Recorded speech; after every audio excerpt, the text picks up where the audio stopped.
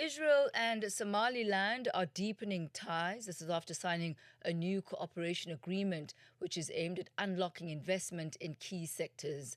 The development, which comes 6 months after Israel recognized Somaliland, is expected to boost its economy as well as strengthen its regional role. The deal targets investments in infrastructure, agriculture, water, and technology.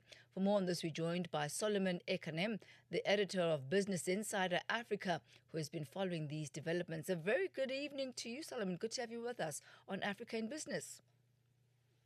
Hello, Tony. Good evening, and it's wonderful to join you.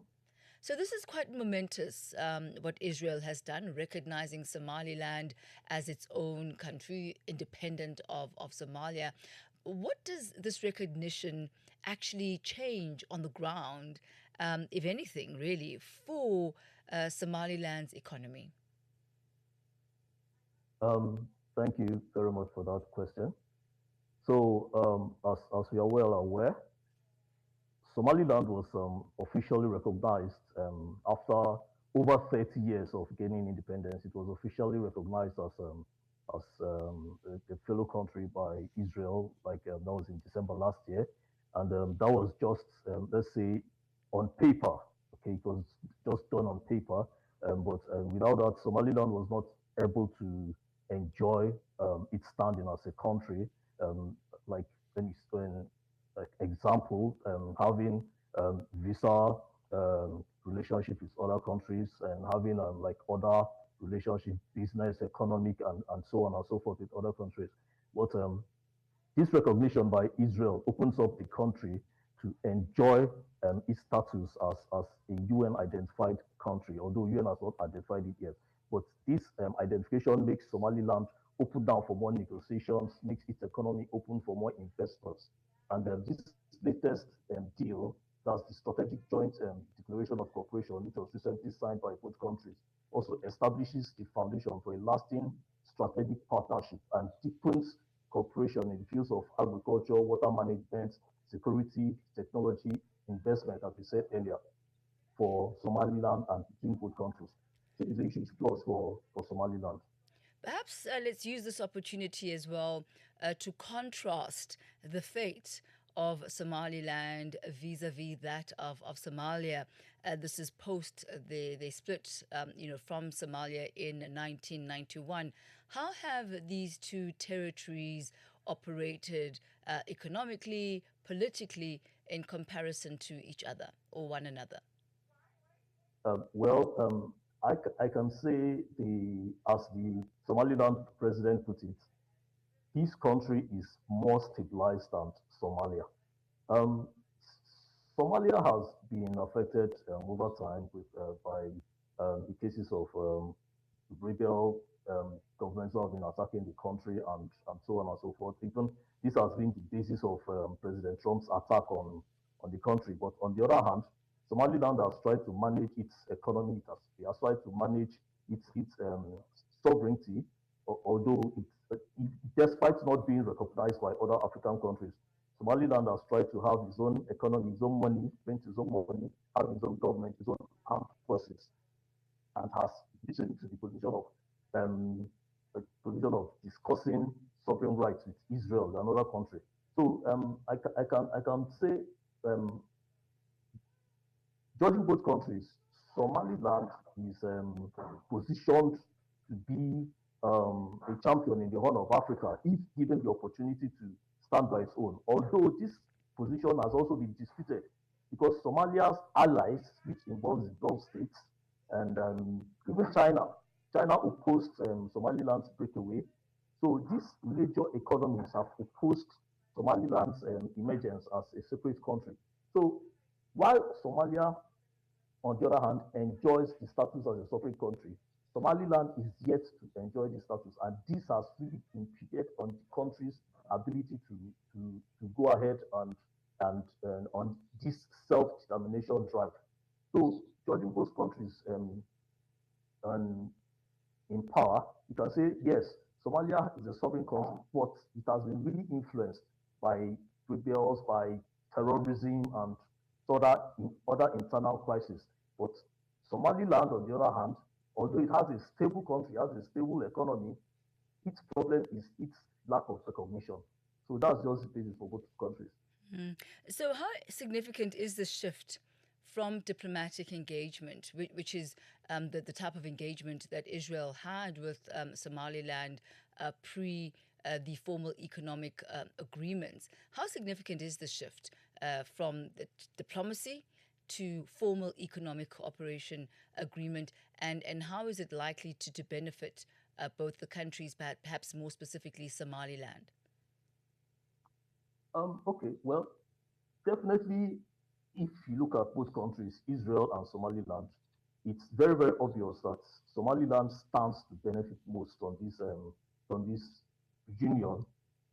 Now, let's take for instance the let's look away from the economic aspects now and look at the major issue which is on ground. That is what people most likely don't want to talk about. But let's look at the territorial aspects when it comes to do with security.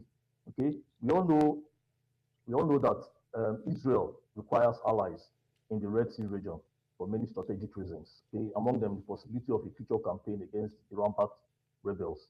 Okay, and number one, we know that the Red Sea is a conduit for weapons and fighters to flow the Red Sea to the Eastern Mediterranean, and this has traditionally been a source of support and supply for the Gaza Strip. And we all know that Somaliland is a major force. Okay, its location on the Horn of Africa makes it best suited for this strategy by Israel. So definitely, if Somaliland and Israel's partnership are like if it stands, then Israel stands to benefit this by having by taking control of this particular location. Now, what does Somaliland stand to benefit? Israel is a champion when it comes to agriculture, irrigation issues, and stuff. So this is what Israel is trying to like bring to Somaliland and like, hey, we can help you with this while you help us with this. So it's like a mutual partnership between both countries. And apart from that, since Israel has kept it, why Israel is first country in over 30 years to confront this recognition. So with Israel doing this, there's a possibility that other countries might also step forward and say, hey, this is what we can do for you too. The United States has neither opposed or opposed this motion or agreed to it yet, but during the UN meeting, I think that was last year, okay, the UN the US commissioner, permanent representative. Mr. Ekanem, I really do apologize. Our line is becoming worse as we continue.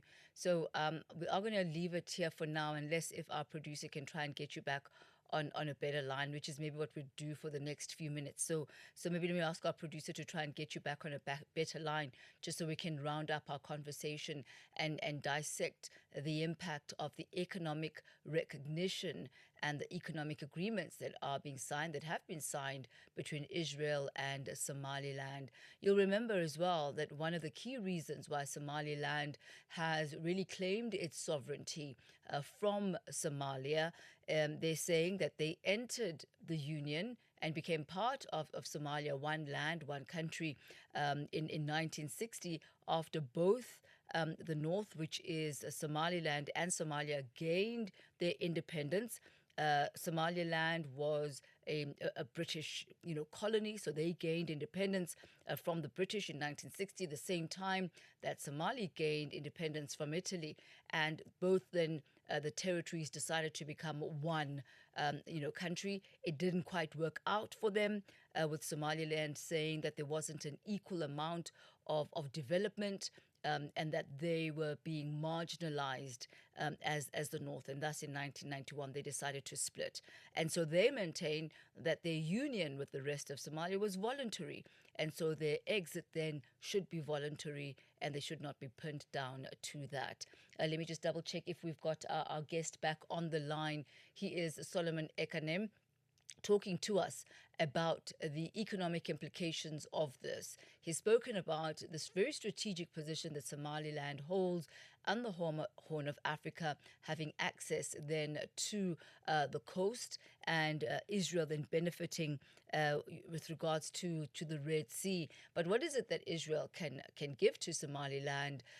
It's agriculture, technology, water management. We understand that Somaliland is very much, or rather, Israel has very advanced technology as far as desalination is concerned. I believe we've got you back, Mr. Solomon. Thank you so much for joining us once again. And let's see if we can continue our conversation. You were breaking down for us the areas where both the countries can benefit. We'd covered Israel and Somaliland. Where and how do they get to benefit economically? All right. Thank you so much, Thami. All right. So, as I was saying earlier, I've outlined what Israel stands to benefit. Okay. So, what I was saying earlier is that there's been this information about the Red Sea being a conduit for weapons and fighters to flow up the Red Sea into the Eastern Mediterranean, and this is where Somaliland bases its strategic position on the Horn of Africa makes it a superior location for Israel. And also the Badara port is also a very, very, very superior place for Israel to trade. And apart from trade, if Israel gets the opportunity to have its base there in Somaliland, that Badara port is going to serve as a very good location for it to mount its weapons and do whatever it needs to do. Okay. Then apart from that, its security presence where it can fight the Hutu rebels, it's also strategic for Israel. Then Israel, as you said earlier, Israel's position in fields of agriculture, water management, technology is also well known. Okay, they are global professionals when it comes to do with it. So Somaliland on its own stands to benefit from Israel's professional services. Okay. Then apart from that, if this agreement goes through, if this recognition goes through, there's a possibility that other countries might also follow Israel's toe, might toe the path Israel is going. For instance, the United States has neither condemned Somaliland's breakaway or accepted it yet. But sometime last year, the U.S. Deputy Commissioner, Ambassador to the UN, Thami Ngubeni, defended Israel's decision as an emergency citizen. What was his defense?